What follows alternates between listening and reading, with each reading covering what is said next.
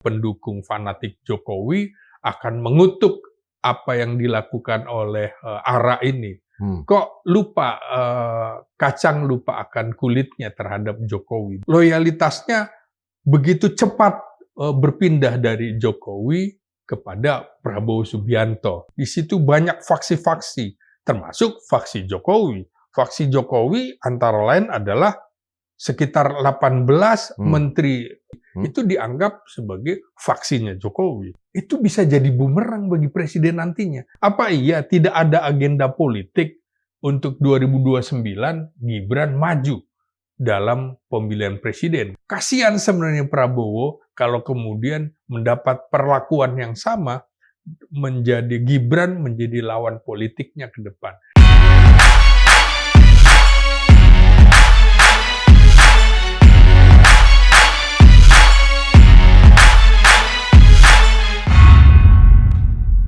Sobat Manilog, bertemu lagi kita bersama saya, Hosanda Indra Jepiliang. Dan setelah 20 hari Kabinet Merah Putih bekerja, tentu kita bisa melihat, mengamati, mendengar apa yang dilakukan baik oleh Presiden, Wakil Presiden, maupun para menteri. Nah, kali ini kita akan melihat sepak terjang dari salah satu menteri, yang kebetulan sahabat kita juga, Marwarar Sirait. Dalam satu kesempatan, Marwarar menyebut beberapa masalah, dan itu akan kita konfirmasi kepada tokoh kita, abang kita yang baru saja bed rest, Bang Slamet Ginting. Iya. Bang, ya. Selama sakit ini masih melihat TV nggak, Bang? Oh ya, rasanya kalau tidak lihat berita itu ada sesuatu yang kurang, Bung Indra. Ya. Itu ya, karena itu sarapannya gitu, malah tambah sakit kalau nggak lihat situasi politik di negeri ini. Gitu. Bahkan seksi demo abang juga tanya ke saya, ini benar nggak kejadian demo ini? Oh tidak, saya bilang, iya. lagi saya konfirmasi. Iya. Nah, yang viral sekarang, Bang, Ya. ada pernyataan dari Marwarar Sirait yang mengatakan bahwa pemasangan tanda gambar, baliho, itu hanya khusus presiden saja. Iya. Dengan menyebut bahwa mohon izin Bapak Wakil Presiden, kita akan memasang gambar Pak Prabowo Subianto karena tegak lurus. Iya. Nah, pernyataan ini abang tafsirkan seperti apa, Bang? Begini, memang tidak ada kewajiban, tidak ada aturan yang memaksa untuk memasang gambar presiden maupun wakil presiden. Hanya di Indonesia ini hanya melalui surat edaran aja. Pertama, surat edaran Menteri Pan-RB, yang kedua surat edaran dari Menteri Pendidikan dan Kebudayaan. Dulu ya? Ya, jadi persisnya itu surat edaran dari Menpan RB itu nomor 12 tahun 2014 tentang pemasangan gambar resmi Presiden dan Wakil Presiden. Ya. Yang kedua surat edaran dari Menteri Pendidikan dan Kebudayaan nomor 11 tahun 2019 tentang pemasangan simbol-simbol negara di satuan pendidikan. Nah, ada lagi Undang-Undang nomor 24 tahun 2009 tentang bendera, bahasa, dan lambang negara serta lagu kebangsaan. Ya. Namun itu semuanya surat edaran itu sifatnya hanya imbauan. Imbauan artinya tidak ada paksaan. Di mana kalau keimbauan itu imbauan untuk melaksanakan kerja bakti misalnya, bukan kewajiban. Orang bisa datang, bisa tidak datang. Maka pemasangan gambar juga ada yang memasang, ada yang tidak. Maka menurut saya jangan heran juga nanti kalau ada pemasangan gambar presiden saja, tidak ada gambar wakil presiden. Nah, atau sebaliknya? Atau sebaliknya. Ya artinya karena tidak ada kewajiban, memang hanya di undang-undang itu juga tidak mengatur perintah atau kewajiban tegas, tidak ada. Jadi hanya mengatakan ini lambang burung Garuda Pancasila, maka presiden kalau ingin dipasang gambarnya posisinya di kanan, wakil presiden di kiri. Nah, kalau kita lihat siapa sih penguasa tunggal eksekutif itu adalah presiden. Wakil presiden kan posisinya sesungguhnya sama seperti menteri, adalah sebagai pembantu presiden. Mungkin Menteri Marwarar Sirait juga merasa bahwa saya dan kau sama-sama pembantu presiden. Tapi memang di aturan wakil presiden sebagai second man di dalam pemerintahan. Cuma memang kalau menteri jelas ada pertanggungjawabannya. Menteri bertanggung jawab kepada presiden. Nah, wakil presiden tidak ada penjelasannya. Tidak pernah ada laporan pertanggungjawaban wakil presiden kepada presiden, tidak pernah. Tidak pernah ada juga dalam sejarah adalah pertanggungjawaban wakil presiden kepada Majelis Permusyawaratan Rakyat. Jadi posisi wapres ini antara ada dan tiada, antara penting dan tidak penting, karena dia ban serep. Nah, ban serep ini apakah akan digunakan atau tidak digunakan, sangat tergantung dari presiden. Akan memberi tugas apa. Misalnya, pada saat Presiden Soeharto berpasangan dengan Wakil Presiden Sudarmono, diberikan kewenangan waskat dulu ya, pengawasan melekat. Tapi kepada yang lain kan tidak ada. Nah, ini juga menurut saya Marwarar Sirait ingin menunjukkan bahwa dia sebagai menteri loyalitasnya tunggal kepada kepala negara, kepala pemerintahan, bukan kepada wakil presiden. Apa tidak bisa ditafsirkan bahwa udah mulai muncul konflik terbuka? Artinya ada faksi-faksi nih, faksi yang ke Pak Prabowo, faksi yang ke Gibran. Ya, perspektif itu atau persepsi seperti itu wajar saja muncul ya. Ini kan ingin menunjukkan bahwa misalnya dulu Marwarar Sirait atau ARA ini dari PDIP hengkang keluar, tapi tidak menunjukkan diri bahwa dia langsung ke Partai Gerindra, kan tidak ada. Baru kemudian lebih dekat kepada Jokowi, ya kan, bahwa dia orangnya Jokowi. Nah, ini tentu menarik bagi orang. Sekarang di Gerindra. Ya, sekarang kemudian loh kok loyalitasnya begitu cepat berpindah dari Jokowi kepada Prabowo Subianto. Tentu orang-orang pendukung fanatik Jokowi akan mengutuk apa yang dilakukan oleh ARA ini. Kok lupa, kacang lupa akan kulitnya terhadap Jokowi. Bukankah Jokowi yang mengendorse dia, kemudian juga ARA belakangan baru memang masuk ke dalam gerbong Gerindra. Ketika pengumuman kabinet, dia masuk di dalam perwakilan Gerindra di kabinet. Juga bukan perwakilan Jokowi kan diidentikan dengan PSI gitu ya. Dia bukan orang PSI. Nah, dia orang Gerindra. Maka menurut saya wajar saja sebagai orang Gerindra di mana ketua umumnya adalah Prabowo Subianto yang itu menjadi kepala negara, kepala pemerintahan, dia loyal, tegak lurus kepada komandannya. Ini kan seperti pada saat retret di Akademi Militer, bahwa apa yang pola kepemimpinan militeristik yang ditonjolkan oleh Prabowo itu menuntut seseorang loyalitas tegak lurus, disiplin, dan itu kepada komandan, bukan kepada wakil komandan. Artinya di sini kita melihat ARA sedang menunjukkan dirinya sebagai figur politisi Gerindra yang betul-betul menjaga nama baik sang ketua umum yang sekaligus Presiden Republik Indonesia sekarang. Sebagai sosok politisi yang ada di kabinet. Persis, dia ingin menunjukkan bahwa jangan ragu terhadap loyalitas saya, walaupun tadinya sekian puluh tahun di Partai Banteng, Partai Merah gitu.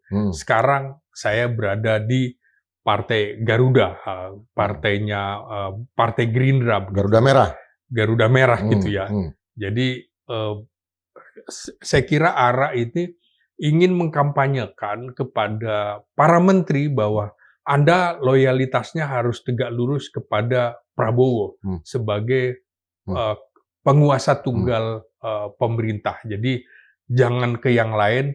Nah, secara implisit dia mengatakan seperti itu, jangan coba-coba loyalitas kepada pejabat lain. Dalam hal ini ya mungkin wakil presiden. Ya tentu kubu Jokowi dalam hal ini agak kecewa dengan sikap yang ditunjukkan oleh ARA itu. Apalagi di DPR juga kan dipertanyakan kenapa tidak menampilkan gambar wakil presiden, bukankah itu satu paket? ARA juga kan sudah minta maaf seperti itu. Tapi apakah ini akan berpengaruh juga terhadap sikap Gibran pada ARA? Artinya Gibran kan sekarang belum ada punya payung partai politik. Iya. Artinya ketika dia ingin bicara, katakanlah menanggapi ARA, itu dia tidak sendiri. Dia akan sampaikan lewat katakanlah orangnya dia, mungkin anggota kabinet juga atau yang tinggi juga pangkatnya di luar. Apakah Gibran di sini akan merasa tersinggung atau apa? Kita tunggu saja apa yang akan dilakukan kubu Gibran dengan cara seperti itu ya kan. Itu juga dikemukakan pada saat pada saat disentul ya, di depan kepala daerah, Pangdam, Kapolda kan begitu. Ini kan juga ingin bahwa apa yang dikemukakan Gerindra itu dilihat banyak orang, disaksikan oleh banyak orang bahwa oh menteri bisa seperti itu ya. Kalau gitu yang lain juga bisa nular nih nantinya. Gubernur, kepala daerah lain, wali kota dan bupati juga besok-besok kalau menampilkan seperti itu ya cukup gambar Presiden Prabowo aja, tidak perlu gambar Wapres Gibran. Nah, seperti itu ya, jadi multitafsir menurut saya jadinya. Artinya akan ada semacam birokrasi disobedience nih, pembangkangan birokrasi yang mungkin akan muncul terhadap Gibran. Artinya itu kan bisa seperti bola salju nih Bang. Ya, bisa. Kita kan tahu birokrasi kita juga lebih senang tegak lurus dengan presiden daripada dengan presiden. Nah, disinilah menurut saya, memang saya termasuk yang mengusulkan juga, apa sih pentingnya wakil presiden, apa sih pentingnya wakil gubernur, apa sih pentingnya wakil wali kota dan wakil bupati. Kalau memang ada konflik di tengah jalan, sebaiknya kita memilihnya hanya presiden, gubernur, bupati atau wali kota, tanpa wakilnya. Karena di dalam beberapa kesempatan, beberapa kali itu kan ada ketika pecah kongsi. Bagaimana birokrasi akan berjalan kalau kepala daerah dengan wakil kepala daerah itu konflik. Sama juga dengan ini. Kalau presiden dengan wakil presiden konflik seperti apa? Contoh Muhammad Hatta yang tidak setuju dengan Presiden Soekarno waktu itu. Maka di 5758 mundur. Jadi dalam sejarahnya kita sekitar bahkan 16 tahun tanpa wakil presiden. Era Soekarno itu artinya dari 57 sampai Soekarno selesai, 10 tahun tanpa wakil presiden. Kemudian dari 67 pejabat presiden Soeharto sampai dengan 73 tidak ada wakil presidennya. Artinya sudah 16 tahun, ya kan?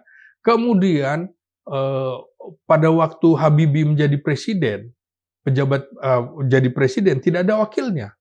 Total kita 17 tahun tanpa wakil presiden, tidak apa-apa.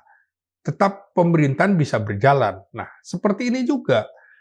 Apa manfaatnya kalau kemudian kita memilih juga wakil gubernur, wakil bupati, wakil wali kota? Kalau ternyata kemudian mereka berasal dari partai yang berbeda, punya kepentingan yang berbeda.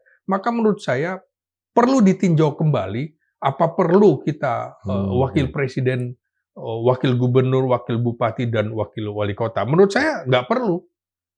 Menghambur-hamburkan dana juga, Bu. Nah sekarang kan bukan hanya itu. Ada wakil menteri. Nah yang saya lihat yang menarik ini dalam pertemuan di Sentul itu, yang hadir bukan menteri dalam negeri, tapi wakil menteri dalam negeri. Teman saya itu Bima Arya kan.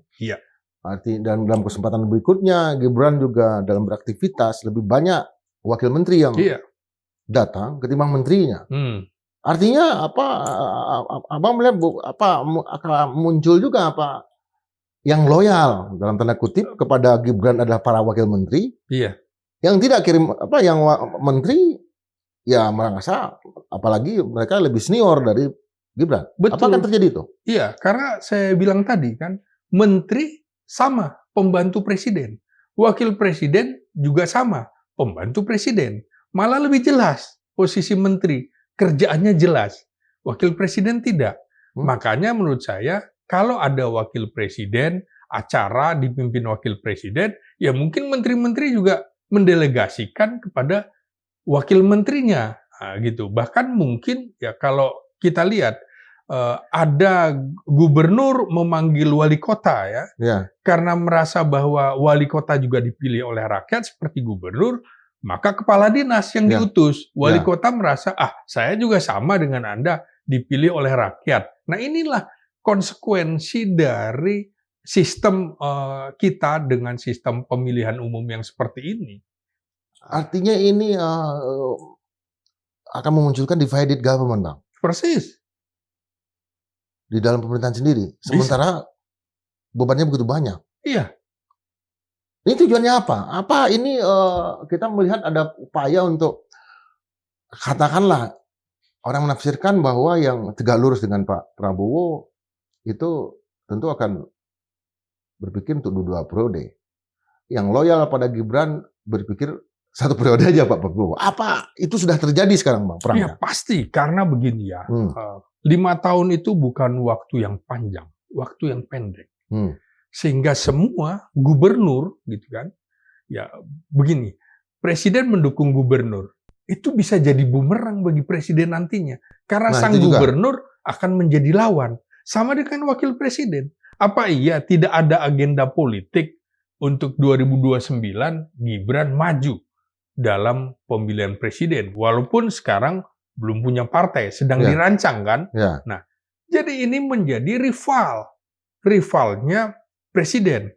Makanya seperti saya bilang, apa pentingnya wakil presiden, wakil gubernur, wakil bupati, dan wakil wali kota kalau kemudian dia akan menusuk dari belakang.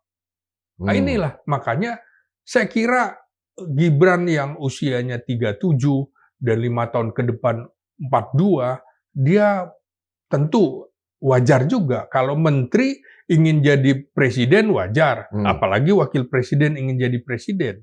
Jenderal bintang 4 ingin jadi presiden wajar. Jadi menurut saya ini ya babaliut ini yang kemudian benang kusut ini harus diurai, kalau enggak terjadi persaingan di dalam kabinet.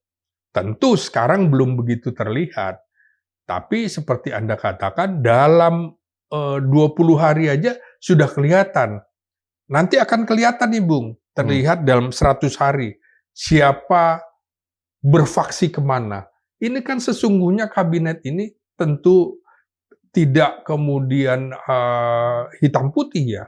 Di situ banyak warna-warni, di situ banyak faksi-faksi, termasuk faksi Jokowi. Faksi Jokowi antara lain adalah sekitar 18 menteri dari kabinet Jokowi itu dianggap sebagai faksinya Jokowi. Nah, sisanya tentu ada faksi dari partai politik, faksi dari Prabowo Subianto dan lain-lain. Jadi melihatnya betapa kompleksitasnya di dalam kabinet 100 menteri ini. Ya. Dan itu mungkin Gibran ya tidak berpendapat ya, tetapi pendapat dia kan bisa dia tunjukkan dengan aksi. Saya lihat ya dalam beberapa kali penampilan, termasuk di Sentul itu dia berpidato kan, sekalipun pakai teleprompter. Kemudian juga kemarin koordinasi dengan katakanlah dengan Kementerian Pendidikan, Pendidikan Dasar, dan dia juga berpidato dengan gagah. Artinya model pidato dia tuh kayak debat, town hall meeting. Dia tampil di tengah, atau memberikan arahan, padahal ada teks yang dia baca gitu. Artinya dan kemudian yang paling akhir adalah halo Mas Waspres, apa tuh? Dia buka kanal. Kanal khusus untuk pengaduan-pengaduan. Artinya sudah mulai kelihatan ini mesin kalau saya melihat dari sisi komunikasi politik ya, mesin kampanyenya Gibran udah bergerak ini, Bang. Iya. Dan dengan cara yang sangat modern. Iya. Apakah itu cara Gibran membalasnya? Iya, saya kira ini bukan ide yang orisinal ya. Karena sebelumnya kan juga sudah ada lapor Mas Wali pada saat dia menjadi wali kota Solo. Dan pada waktu Jokowi menjadi gubernur Jakarta bersama dengan Ahok kan juga ada seperti itu. Betul. Walaupun ternyata di dalam perjalanannya itu angkat-angkat tai ayam kan begitu, tidak sampai selesai. Nah, ini juga gitu, konsistensinya seperti apa? Nah, yang menarik adalah apakah Presiden Prabowo sudah mengizinkan cara seperti itu? Nah, ini kan sebenarnya hampir semua kementerian juga melakukan hal yang sama. Betul. Ya, artinya juga kementerian bisa merasa bahwa loh kok diambil alih gitu kan. Dan kepala daerah juga. Nah, kepala daerah juga begitu. Apakah untuk laporan sebanyak itu di Indonesia bisa ditindaklanjuti? Kalau kemudian memanggil menteri atau yang lainnya segala macam, nanti terkesan bahwa ini mengambil tugas-tugas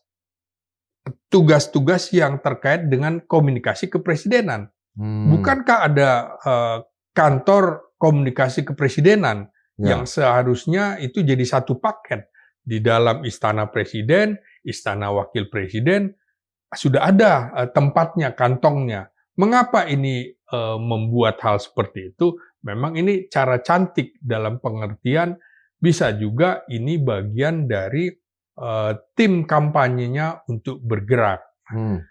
Sampai sekuat apa menampung pengaduan masyarakat? Bagaimana kalau pengaduan masyarakat itu justru terkait dengan kinerja wakil presiden, terkait dengan sesuatu yang kontroversi yang dilakukan oleh wakil presiden? Bagaimana tindak lanjutnya? Bagaimana mengukurnya? Ini seperti saya bilang tadi, ini kan sebenarnya ban serep yang kemudian tinggal diserahkan kepada presiden. Ban serep ini mau dipakai atau tidak dipakai. Kalau kemudian ban serepnya ini ingin menjadi ban yang fungsional, tentu ini akan menjadi bumerang juga bagi presiden bahwa ini berjalan di luar kendali presiden. Nah, dalam sejarah pemerintahan kita kan tidak seperti itu. Berbeda dengan misalnya pada waktu SBY menjadi presiden, maka Yusuf Kala diberikan kewenangan untuk menyelesaikan beberapa konflik. Sudah diumumkan, ini kan tidak. Ya, walaupun kemudian Presiden SBY merasa gerah juga, artinya Yusuf Kala bahkan dianggap sebagai the real presiden gitu kan, mampu menyelesaikan konflik. Ini bisa jadi bumerang juga. Ya saya ingat itu Bang. Iya. Pas Pak Yusuf Kala menjadi wakil presiden ya, karena beberapa kali juga ke Istana Wapres. Dan Pak JK banyak ketika saya sebelum bertemu itu dia banyak melakukan fungsi menelpon orang. Ya, kalau nelpon itu kalau bisa sejam 2 jam. Makanya saya sempat bilang bahwa kalau kita menghitung bill telepon paling banyak siapa yang menggunakan itu pasti dari Istana Wapres. Karena dia melakukan itu semua dia koordinasikan lewat telepon. Tapi tidak di depan publik. Nah, ini Gibran saya melihat itu seperti front office. Dialah front office dari pemerintahan ini. Apa itu memang membuat situasi ketika orang mengatakan bahwa Pak Prabowo ini tersandera. Apalagi dengan tadi katakanlah menjadi campaigner bagi calon gubernur dan wakil gubernur Jawa Tengah. Apa sudah terjadi itu Bang? Iya, saya kira juga begitu kan. Misalnya pada saat retret di Akademi Militer belum selesai, Gibran sudah jalan ke pasar-pasar, kesannya kampanye kampanye buat kandidat gubernur tertentu dan segala macam. Nah, ini menurut saya mesti ada batasan-batasan ya. Kapan Wapres bergerak, kapan Presiden bergerak.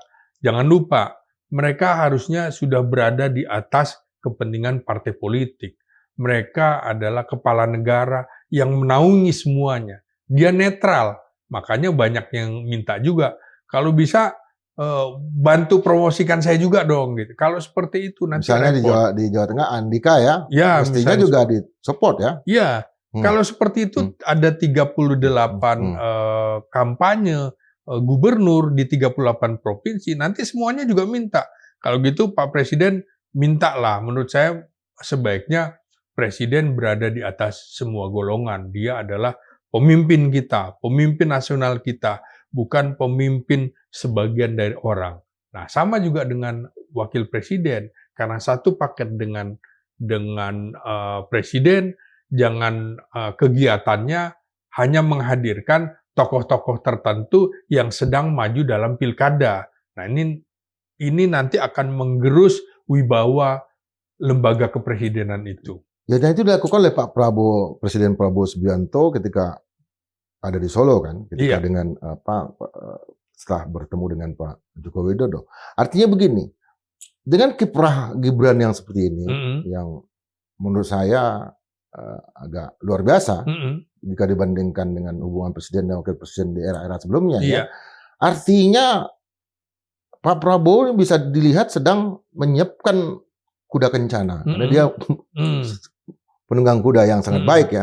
Artinya dia sedang melatih Gibran untuk menjadi penunggang kuda yang baik. Apakah itu yang terjadi? Dia membesarkan Gibran. Justru pesannya begitu. Kalau kelihatan begitu sulitnya kasus Fufu Papa naik dan kemudian Gibran memperlihatkan diri dengan baik, dia bekerja di lapangan ataupun pidato di depan banyak orang, banyak pejabat. Saya kira Prabowo akan belajar dari pengalaman bagaimana dia mengendorse Jokowi untuk menjadi gubernur Jakarta. Dia dukung ketika PDIP justru tidak mendukung, Gerindra mendukung duluan. Tapi belakangan akhirnya menjadi lawan politiknya. Kan sama. Yang kedua juga, dia mendukung Anies Baswedan, terakhir menjadi lawan politiknya. Saya kira Prabowo akan belajar dari dalam tanda petik kemungkinan itu kesalahan politiknya, dia yang agak naif menurut saya. Jadi Prabowo juga akan berpikir. Nah, kalau kemudian Prabowo juga akan mendukung calon-calon gubernur juga atau wakil presiden yang belakangan nantinya akan menjadi lawan politiknya, saya kira Prabowo akan masuk ke dalam lubang yang sama. Apakah dia akan menjadi keledai politik? Saya kira dia akan belajar dari pengalaman-pengalaman pahit selama ini. Dia mendukung Megawati, ternyata Megawati pada pemilu 2014 sesuai dengan perjanjian batu tulis tidak mendukung dia. Kemudian Anies juga menjadi lawan dia. Jokowi 2 kali menjadi lawan dia. Kasihan sebenarnya Prabowo kalau kemudian mendapat perlakuan yang sama, menjadi Gibran menjadi lawan politiknya ke depan. Saya kira wajar siapapun presiden ingin maju untuk 2 periode. Saya kira itu wajar karena 5 tahun dirasa masih kurang, maka 10 tahun sesuai batas konstitusi. Apa iya kemudian dia akan menjadi lawan Gibran? Saya kira Prabowo juga merasa bahwa belum waktunya Gibran maju di 2029. Itu kan Prabowo. Tapi Jokowi saya kira juga punya perhitungan politik yang berbeda. Ingin anaknya menjadi presiden termuda dalam sejarah Indonesia. Presiden termuda dalam sejarah Indonesia adalah Soekarno pada saat umurnya 44 tahun. Dan juga sama wakil presiden termuda adalah Muhammad Hatta 44 tahun. Jadi ini sudah dipecahkan oleh keluarga Jokowi dan juga memecahkan rekor. Tidak pernah ada keluarga presiden menjadi wakil presiden, hanya Jokowi saja. Nah, saya kira Jokowi pasti punya ambisi-ambisi politik yang kalau bahasa anak sekarang di luar nurul katanya, di luar nalar maksudnya. Ya, padahal kalau kita lihat ya, kita hafal sekarang Presiden Amerika Donald Trump ini kan yang presiden yang ke-47 kalau nggak salah. Iya. Itu selama saya pernah riset juga era kepresidenan di Amerika sejak awal, itu yang punya legacy itu justru yang 2 periode. Yang 1 periode nggak diingat sama orang. Iya. Artinya di sini pertaruhan dari seorang Prabowo Subianto untuk katakanlah terpilih 2 periode itu adalah pertaruhan untuk legasi dia. Pasti. Apa yang dia bujangkan ketimbang dia, tetapi masalahnya untuk mempertaruhkan legasi, untuk memperlihatkan dia punya legasi, ada Gibran. Ini apakah akan menjadi batu sandungan atau tetap bekerja sama? Tetapi kalau tetap bekerja sama, politik akan sangat panas karena ada Ara Sirait misalnya. Iya, iya. Ya, saya ingat ada wakil presidennya Nixon waktu itu. Ya. Spiro Agnew ya. Ya, ya. Nah, itu kemudian kontroversi kehadirannya. Kemudian publik juga terus menyerang dia agar mundur. Karena nggak layak menjadi wakil presiden. Ya. Agnew itu. Toh akhirnya dia menyadari bahwa untuk kepentingan bangsa dan negara, saya mundur saja. Nah, saya kira kehadiran Gibran itu dalam survei Carta Politika pada 2023 sebelum berlangsungnya Pilpres, itu juga 50% tidak setuju dengan Gibran karena 3 hal. Pertama, sangat muda, tidak punya pengalaman nasional, dan ketiga, lahir dari dinasti politik. Dan ini menurut saya akan terus digelindingkan sampai partai politik juga secara diam-diam akan mengemukakan hal ini. Nah, ini tinggal kemudian bagaimana sikap Prabowo, apakah akan terus mempertahankan Gibran sebagai satu paket bahwa dia keberlanjutan dari Jokowi. Tentu keberlanjutannya sesuatu yang baik akan dilanjutkan, yang tidak baik tidak akan dilanjutkan. Ya, sekarang tinggal bagaimana wakil presiden ini bisa memoles dirinya sebaik-baiknya, tapi harus menyatu dengan presiden. Dia bagian dari presiden. Dia melaksanakan visi dan misi presiden, bukan visi dan misi dia sendiri. Gitu. Nah, itu ya sebetulnya yang mau saya katakan, bahwa ketika Gibran banyak muncul dalam katakanlah event-event mengarahkan para menteri, mengarahkan kepala daerah, ada TNI, ada Polri dan segala macam. Sekalipun dia mengatakan bahwa kita yang ada hanya visi misi Pak Prabowo, Presiden Prabowo. Tidak ada visi misi yang lain. Ketika Gibran mengatakan itu, wakil presiden Gibran mengatakan itu, dia justru menegaskan yang ada visi misi Pak Prabowo dan visi misi saya ketika bicara di tempat ini. Artinya ada 2 visi misi yang akan berlangsung. Kalau dia terlalu banyak tampil. Iya, mestinya memang Wapres itu fungsinya betul-betul ban serep, artinya satu paket ya dengan presiden. Atau tokoh di belakang layar seperti yang dimainkan oleh Pak JK.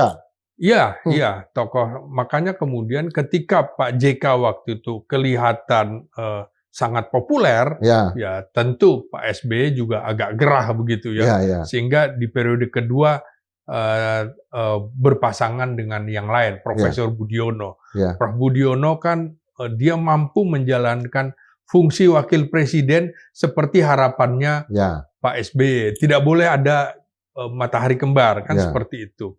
Nah, ini juga sama dengan Gibran.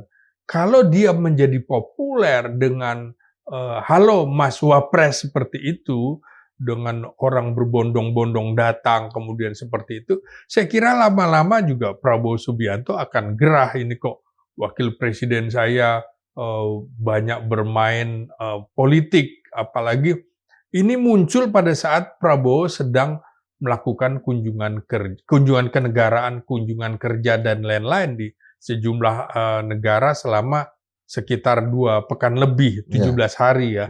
Ini muncul, tentu menjadi menarik. Para analis politik juga menganalisis ada apa sesungguhnya hubungan antara presiden dengan wakil presiden, apalagi pada saat Presiden Jokowi juga sedang ke Jakarta. Presidennya Presiden Prabowo sedang ke luar negeri.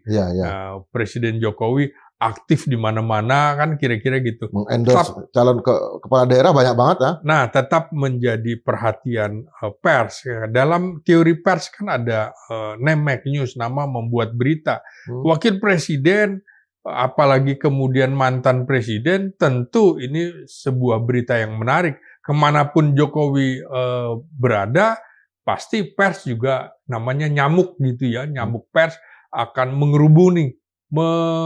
mengerubungi supaya ini menjadi sumber berita. Jadi menurut saya tentu ada sesuatu juga mengapa ada Halo Mas Wapres pada saat Presiden Prabowo ke sana. Apakah sudah dikomunikasikan terlebih dahulu? Nah, ini kan harus dikonfirmasi juga. Apakah Prabowo setuju atau tidak dan lain-lain. Karena ini adalah bentuk dari komunikasi politik. Tentu tim komunikasi Wapres memainkan cara cantik, tapi cara cantik ini juga bisa dianggap menelikung kerja dari presiden. Jadi wajar ada perspektif seperti itu. Artinya dengan kalau kita lihat ya, dengan Halo Mas Wapres ini kan sebetulnya fungsi wakil presiden kalaupun ada laporan kan mendeliver. Iya. Karena dia wakil presiden kan tidak punya hak kewenangan untuk eksekusi. Persis. Yang eksekusi adalah eksekutif yang lain. Iya. Artinya ini jangan-jangan bisa menjadi backfire nih Bang. Backfire ke dia, ke kantor wakil presiden sendiri kalau menteri-menteri yang menjadi loyalis katakanlah atau kepala daerah yang menjadi loyalis dari Pak Prabowo Subianto tidak menjalankan itu. Nah, ini kan menjadi menarik kalau kemudian laporannya itu terkait dengan kementerian-kementerian. Nah, itu dia. Nah, nanti kira-kira Wapres akan memanggil menteri-menteri. Nah, pertanyaannya, apakah Wapres boleh memanggil menteri tanpa persetujuan presiden? Apakah sudah ada pendelegasian? Nanti akhirnya semua kementerian dipanggil oleh wakil presiden dengan alasan, ini ada pengaduan masyarakat, kasus tanah misalnya, kasus perubahan, dan segala macam. Ini akhirnya akan ada dualisme kepemimpinan menurut saya. Ini yang seharusnya cukup di kantor komunikasi kepresidenan, bukan di kantor istana wakil presiden. Karena itu tadi, nanti wakil presiden juga kalau dipanggil Wapres seperti apa? Toh pertanggungjawaban menteri adalah kepada presiden, bukan kepada wakil presiden. Apakah menteri wajib untuk datang ke istana wakil presiden kalau dipanggil wakil presiden? Ini kan menjadi misteri juga itu. Karena merasa bahwa kita sama-sama sama-sama pembantu presiden begitu. Yang terjadi kan sebetulnya pemanggilan itu sudah ada, Bang. Kan banyak para menteri yang diundang ke kantor wakil presiden dan kemudian tetapi ada fungsi delegating tadi kan dari Pak Presiden Prabowo dalam fungsi Gibran ini sebagai pelaksana tugas dari presiden selama dalam tanda petik ya. Dalam tanda kutip. Tetapi hak prerogatif tetap ada pada saya. Kata Pak Prabowo kan. Artinya yang menjadi presiden tetap ada saya kemanapun. Kan Indonesia kan tidak mengenal apa presidennya cuti kan. Atau bepergian itu hanya fungsi-fungsi delegasi atau koordinasi. Tapi kan ini apa udah melanggar batas apa yang dilakukan oleh Pak menafsirkan wakil presiden menafsirkan fungsi delegasi fungsi yang didelegasikan ke dia sebagai dalam tanda kutip pejabat sementara presiden selama presiden di luar negeri. Iya, karena kan tidak jelas berbeda dengan ketika tadi saya kemukakan Presiden Soeharto dengan Wakil Presiden Sudarmono yang diberi kewenangan pengawasan melekat. Pengawasan melekat termasuk kepada kementerian. Seperti itu. Betul. Diumumkan oleh Presiden Soeharto bahwa saya memberikan tugas kepada Wakil Presiden untuk melakukan pengawasan melekat. Ini kan tidak ada. Tidak ada pengumuman dari Presiden Prabowo untuk mendelegasikan. Silakanlah masyarakat melaporkan permasalahan terkait kabinet, pemerintahan kepada Halo Wapres itu kan belum pernah ada pengumuman itu. Ini yang menurut saya menjadi misteri. Apakah kemudian sebelum Prabowo berangkat, Presiden Prabowo melakukan kunjungan ke luar negeri, ada pembicaraan seperti itu? Kan tidak dijelaskan. Pada saat berangkat dari Halim juga tidak ada seperti itu. Memang kalau bahkan Prabowo bilang, kalau ada sesuatu, silahkan aja komunikasi dengan saya. Kalau memang sekarang kan teknologi sudah maju. Kalau lewat telepon nanti disadap atau segala macam. Tapi jangan yang ini kata dia, jangan yang bicara sama saya yang jangan yang yang penting-penting. Iya, Nanti disadap, ada yang dengar. Iya, benar. Iya, Iya, itu kan juga artinya bahwa Prabowo firm bahwa saya tetap komandanmu, saya adalah pemimpinmu, tidak ada wakil gitu kan. Wakil itu ya memang di dalam undang-undang kita tentang Wapres itu nggak jelas posisinya. Hanya kalau mangkat, presiden mangkat berhenti digantikan. Nah ini kan contohnya pada waktu Presiden Soeharto digantikan oleh B.J. Habibie, Presiden Gus Dur digantikan oleh Wapres Megawati. Dua contoh itu ya. Tapi kalau pas Presiden Soekarno pada saat dia diberhentikan oleh MPRS karena tidak ada wakil presiden, maka yang berkuasa adalah triumvirat. Menteri Hankam, Menteri Dalam Negeri, dan Menteri Luar Negeri. Tapi ini tiga yang pokok ini begitu. Tapi kan kita harus ingat Bang, waktu era Gus Dur. Karena pas era Gus Dur kan saya orang istana. Artinya saya ada di istana juga pakai PIN. Nah, artinya waktu itu kan Gus Dur terus sering keluar negeri. Setiap hari Jumat dia bikin kita tertawa kan. Cuma konsolidasi kekuasaan kan nggak berjalan. Dan kemudian berakibat kepada impeachment terhadap Presiden Gus Dur. Nah, tapi kan untuk Pak Prabowo apakah dia akan mengambil cara yang seperti itu, akan lebih sering ke luar negeri atau enggak, Bang? Ya, kalau Prabowo akan berbeda dengan Jokowi ya. Pada saat Presiden Jokowi, Menteri Luar Negeri bekerja sangat keras sekali karena Jokowi tidak pernah hadir di sidang umum PBB misalnya, jarang hadir di forum-forum internasional yang mengharuskan dia hadir, selalu ada pendelegasian. Menteri Luar Negeri kita sangat sibuk sekali. Nah, era Prabowo menurut saya tidak. Jadi Prabowo akan lebih banyak berangkat ke luar negeri dan di luar negeri tentu pendelegasiannya kepada menteri-menteri, bukan kepada wakil presiden untuk hal-hal tertentu. Misalnya masalah pertahanan kepada Menteri Pertahanan, masalah dalam negeri kepada Menteri Dalam Negeri. Menteri Luar Negeri mendampingi presiden pasti. Nah, ini tinggal kemudian bagaimana pendelegasian wewenang. Kita tidak pernah membaca surat dari Presiden Prabowo untuk pendelegasian wewenang apapun kepada wakil presiden dalam rentang 3 pekan pemerintahan ini. Ini yang kita tunggu-tunggu, termasuk dalam hal Wapres ini kira-kira plus minusnya seperti apa. Plusnya tentu masyarakat senang aja kalau kemudian bisa datang ke istana wakil presiden. Saya juga pengen datang Bang, tapi saya harus ketemu wakil presidennya kalau mau. Oh gitu ya. Kita berdua Bang. Oh gitu ya. Tapi jangan-jangan ini cuma gimmick-gimmick politik. Artinya campaign untuk Pilpres mendatang. Itu kan patut dicurigai seperti itu juga. Nah, kemudian apakah kemudian tindak lanjutnya bisa dieksekusi oleh kementerian-kementerian? Kalau ada permasalahan terkait dengan kementerian, menurut saya lapor saja ke kementerian. Buat apa ke Wapres? Wapres juga bukan bagian dari eksekutor yang tidak mampu memutuskan sebuah masalah gitu.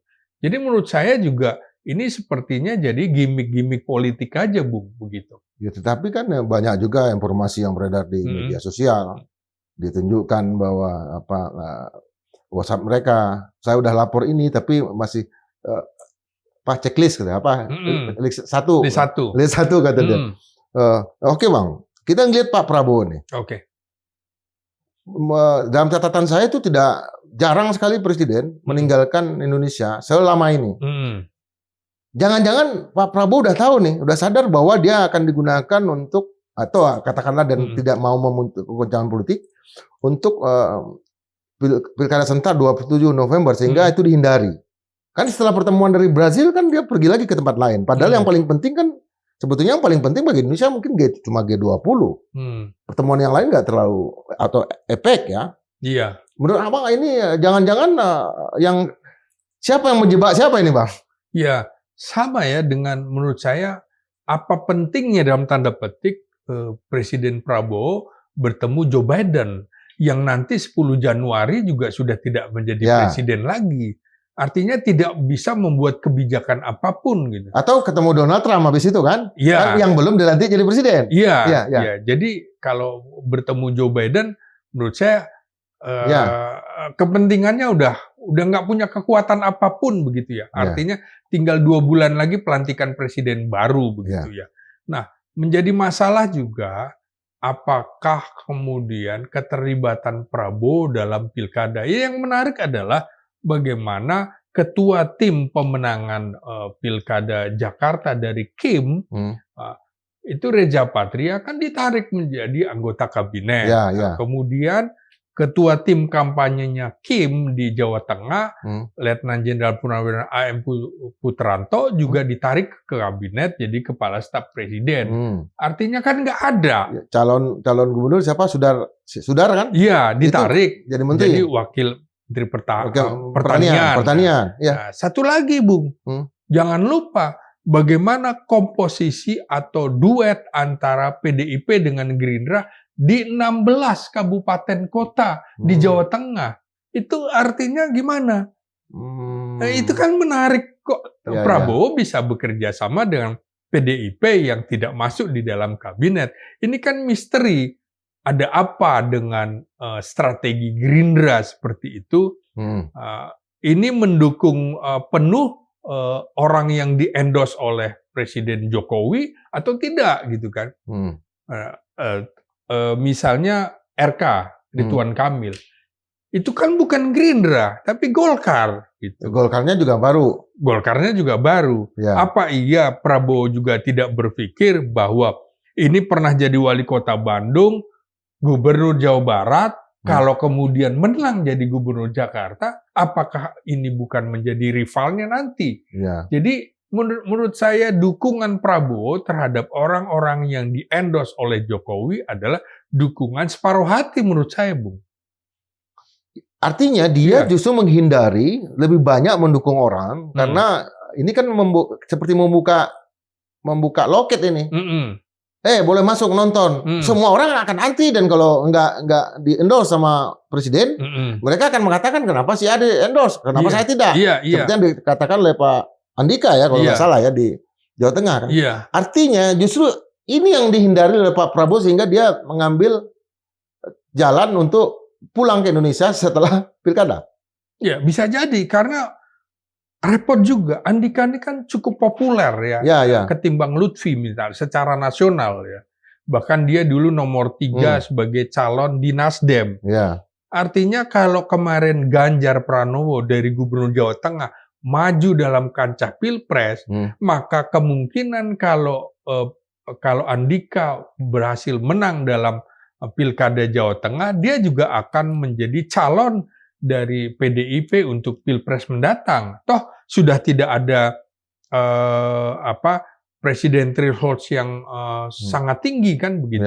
Jadi kemungkinan Puan Maharani dan Andika Perkasa akan bisa maju. Nah, kalau seperti itu, maka pilihan Prabowo barangkali lebih baik memilih yang tidak begitu populer Komjen Lutfi daripada mendukung Andika Perkasa. Kan tidak pernah ada kemudian Andika mengendorse bahwa saya mendukung Ridwan Kamil, kan tidak seperti itu. Pak Prabowo Prabowo. Jadi sekalipun pernah bertemu dengan Ridwan. Jadi menurut saya dukungan separuh hati Prabowo termasuk juga kepada PSI kan, bagaimana loyalis PSI yang sangat loyal kepada Jokowi tidak ditarik di dalam kabinet. Grace misalnya tidak masuk kan menjadi tanda tanya. Dia menjadi orang kepercayaan Jokowi di istana, staf khusus begitu, tapi kali ini dalam kabinet tidak ada. Jadi menurut saya Prabowo juga memperhitungkan keberadaan orang-orang Jokowi. Nah, sampai kemudian tinggal kita lihat 100 hari ini nanti atau 1 semester apakah 18 orang itu akan tetap dipakai atau tidak. Saya memprediksi tidak semuanya akan dipakai lagi. Kalau kita lihat kan memang yang ikut sama Pak Prabowo tentu juga harus kita hitung sebagai orang-orang paling dekat sekarang ke luar negeri ya. Artinya orang-orang yang ibaratnya bukan umpan peluru, tapi yang nggak ikut Bisa jadi itu 40 yang tinggal di Indonesia. Hmm. Artinya itu makanya ARA menunjukkan satu tugas yang seolah-olah menjadi penyangga dari Pak Prabowo di dalam bahwa ini ARA Sirait seorang Gerindra dan seorang Tegak Tulen. Apa begitu, Bang? Iya betul. Dia ingin menunjukkan diri bahwa saya adalah loyalis Presiden Prabowo Subianto. Walaupun saya dulu sangat dekat dengan Jokowi, nah sekarang saya pindah perahu, kira-kira begitu. Dengan bahasa dia yang meniru orang Jawa, mohon izin Pak Wakil Presiden, mohon izin. Itu kan bahasa seolah-olah saya berbeda dengan, artinya itu kan dengan menyakiti itu. Iya, di sisi lain tentu orang juga akan menganggap di Gerindra ya, tentu ada faksi-faksi juga. Ya. Ini kan dianggap sebagai pendatang baru. Kau kan dari kubu merah sebelumnya, kemudian masuk ke tempat kami. Tentu ada rivalitas, ada kompetisi di dalam Gerindra. Nah, bagaimana kemudian Prabowo bisa memanage konflik itu di dalam? Jadi tidak mungkin di dalam sebuah partai itu hanya satu faksi, pasti berfaksi-faksi, sama dengan misalnya di Golkar. Apalagi Golkar ya? Iya, ini pasti Prabowo tidak akan mengambil menteri dari Golkar yang berada dalam satu faksi, tidak mungkin. Jadi di Gerindra juga menurut saya juga gitu. Prabowo menyadari ada faksi-faksi dan itu dia harus kelola dengan baik, termasuk faksi anak-anak baru, anak kos kira-kira begitu ya. Newbie ya. Nah, saya kira seperti Budiman Sujatmiko, seperti Marwara Sirait, dianggap oleh orang Gerindra adalah anak kos yang loyalitasnya masih perlu diuji. Karena masih harus diuji, ARA itu menunjukkan bahwa, nih loh, saya berani kampanye bahwa hanya gambar Presiden Prabowo saja, bukan Wakil Presiden Gibran, nggak ada itu. Saya kira ini pesan komunikasi politik yang diutarakan oleh ARA sebagai politikus yang bukan anak kemarin sore gitu, Bung. Ya. Oke, Bang Ginting. Ya. Terakhir nih, Bang. Ya. Apa dalam 10 hari ke depan akan ada lagi peristiwa-peristiwa seperti ini? Artinya loyalis Pak Prabowo akan muncul dan juga loyalis Gibran. Iya, saya kira sekarang tidak akan berani muncul ya. Loyalis Gibran tentu tidak akan secara terbuka ingin tampil dalam hal ini, tentu orang-orang yang sangat dekat dengan Presiden Jokowi. Tentu dalam 10 hari ini nantinya kita akan lihat bagaimana kiprah manuver-manuver politik dari para menteri ini. Karena kan Prabowo juga mengatakan, kalau tidak bisa ikut ritme politik saya, mundur saja. Jadi sangat mungkin sebelum 100 hari berlangsung, itu akan ada dalam tanda petik rivalitas atau pertarungan politik di antara anggota kabinet. Memang tidak secara eksplisit, tetapi secara implisit gerakan politiknya akan kelihatan. Bagaimana nanti kita pantau saja terus rapat kerja antara anggota kabinet ini dengan DPR. Nanti akan kelihatan. Sama dengan apakah DPR juga, terutama misalnya di PDIP, akan mau memasang gambar Gibran Rakabuming di kantor-kantor partai menurut saya. Dan juga kan menjadi masalah, apakah DPR yang kini dipimpin juga oleh Puan Maharani yang merupakan elit PDIP juga akan ada gambarnya atau tidak, ya mereka pasti akan beralasan bahwa kan nggak ada kewajiban. Nah, kira-kira kita akan menantikan itu semua, Bung. Dan potret itu juga jangan-jangan sudah muncul dengan begitu banyaknya hater dan segala macam terhadap Ketua Umum Projo. Oh iya, saya kira terkait dengan kasus Komdiji misalnya. Ya, itu juga menarik menurut saya, tuntutan untuk bagaimana pertemuan antar Menteri Komunikasi Digital Mutia Hafid kepada Prabowo yang besoknya kemudian terbuka dengan lapang siapa saja yang terlibat. Menurut saya tidak bisa pemimpin lama itu lepas kendali begitu aja. Yang menarik adalah apakah polisi berani meminta izin kepada Presiden untuk memeriksa Budi Ari sebagai mantan Menkominfo yang dimana dari 16 orang itu adalah beberapa adalah orang-orang dekatnya, bahkan foto-fotonya kan juga beredar kedekatan mereka. Saya kira ini ujian dari para loyalis Jokowi untuk bisa menjelaskan apakah ada kaitannya kasus di kementeriannya dengan sampai kalau bahasanya lagu Bengawan Solo, air mengalir sampai jauh. Apakah Bengawannya di Solo ya Bang ya? Begawan di Solo. Sampai seperti itu? Ya. Ini kan muncul pada saat ada rumor bahwa Projo akan dijadikan partai politik. Nah, ini kemudian menjadi bias. Apakah dananya mengalir ke sana? Apakah juga PPATK berani memeriksa Menteri Budi Ari tentang anggarannya atau kekayaannya yang begitu cepat melonjak? Ini kita tunggu saja dengan praduga tak bersalah. Silahkan itu untuk bisa membuktikan. Yang paling penting itu tadi, apakah polisi berani meminta izin kepada Presiden Prabowo untuk memeriksa Menteri Budi Ari?